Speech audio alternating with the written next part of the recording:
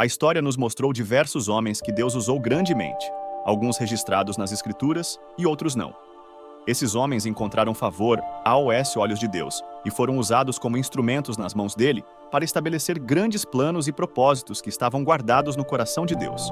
Entretanto, ao estudar as histórias desses grandes homens e como eles chegaram ao ponto em que Deus os usou grandemente, descobrimos que todos eles tiveram que passar por uma série de experiências e testes. Para que Deus se comprometa com um homem e o use para realizar feitos poderosos sobre a face da terra, essa pessoa será testada por Deus. É como um homem que vai a uma boutique comprar um sapato. Antes de comprar o sapato, ele primeiro coloca o pé nele para ver se será adequado para ele. Da mesma forma, Deus testa os homens que ele quer usar para cumprir seus propósitos. Existem várias maneiras pelas quais Deus submete os homens a testes antes de usá-los, algumas das quais incluem: 1. O teste da obediência. Deus é um rei e os reis governam com autoridade.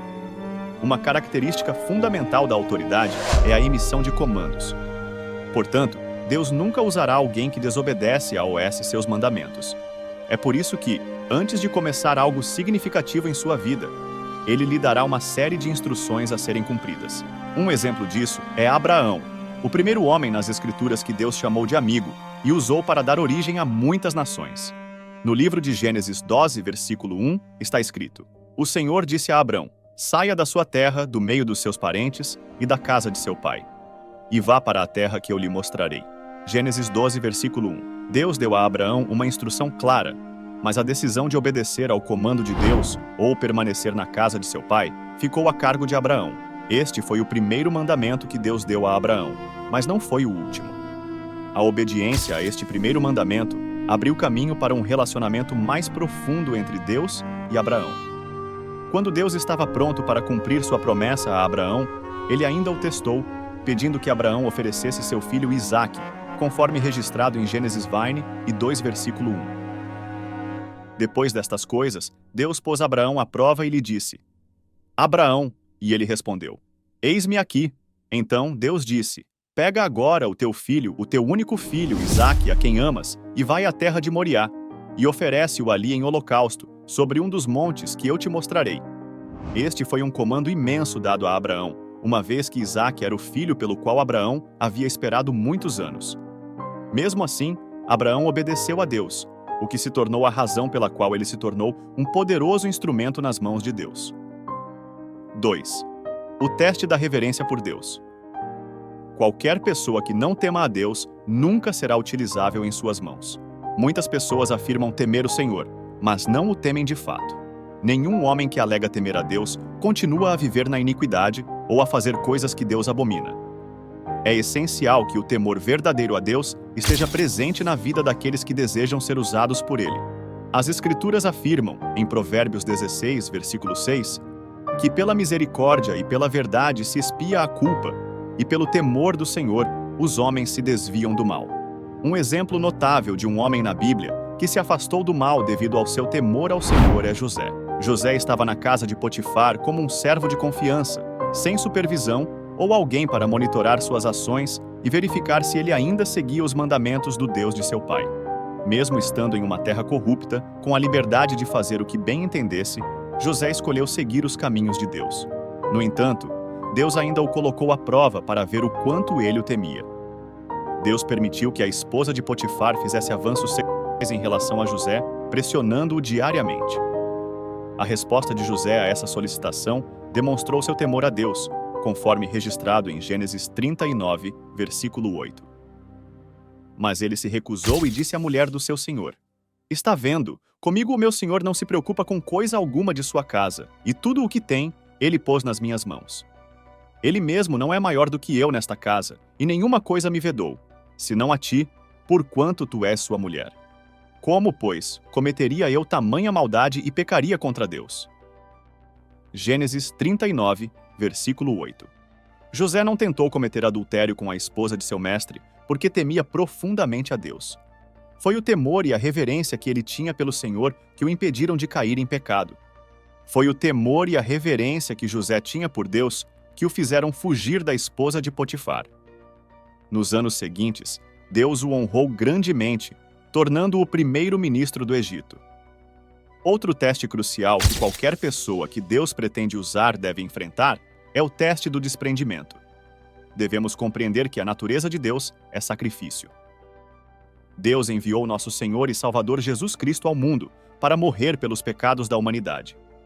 Podemos imaginar as coisas que nosso Senhor Jesus Cristo teve que deixar para trás para assumir a imensa responsabilidade que o Pai estava colocando sobre seus ombros. O Senhor Jesus Cristo é o nosso exemplo perfeito nesse assunto. As Escrituras afirmam em Hebreus 12, versículo 2: olhando firmemente para o autor e consumador da nossa fé, Jesus, o qual, pelo gozo que lhe estava proposto, suportou a cruz, desprezando a vergonha, e está assentado à direita do trono de Deus. Nosso Senhor Jesus Cristo suportou a dor da cruz para redimir a humanidade. No jardim do Getsemane, ele orou e chorou muito, pedindo que o cálice de ir à cruz passasse por ele. No entanto, uma vez que descobriu que era a vontade do Pai que ele fosse à cruz, ele se negou e se entregou à vontade do Pai. Ele sabia que seria crucificado nu, mas escolheu passar por tudo isso em favor da humanidade. A pergunta agora é para você e para mim. Estamos dispostos a nos negar e renunciar ao prazer? Estamos prontos para seguir o caminho da vergonha? Seguir o caminho da vergonha, do opróbrio e da rejeição em nome de nosso Senhor e Salvador Jesus Cristo é um dos testes pelos quais você deve passar para ser usado por Deus. Você precisa estar pronto para se negar, tomar a sua cruz e seguir Jesus. O quarto teste é o da convicção. Sua convicção deve ser testada.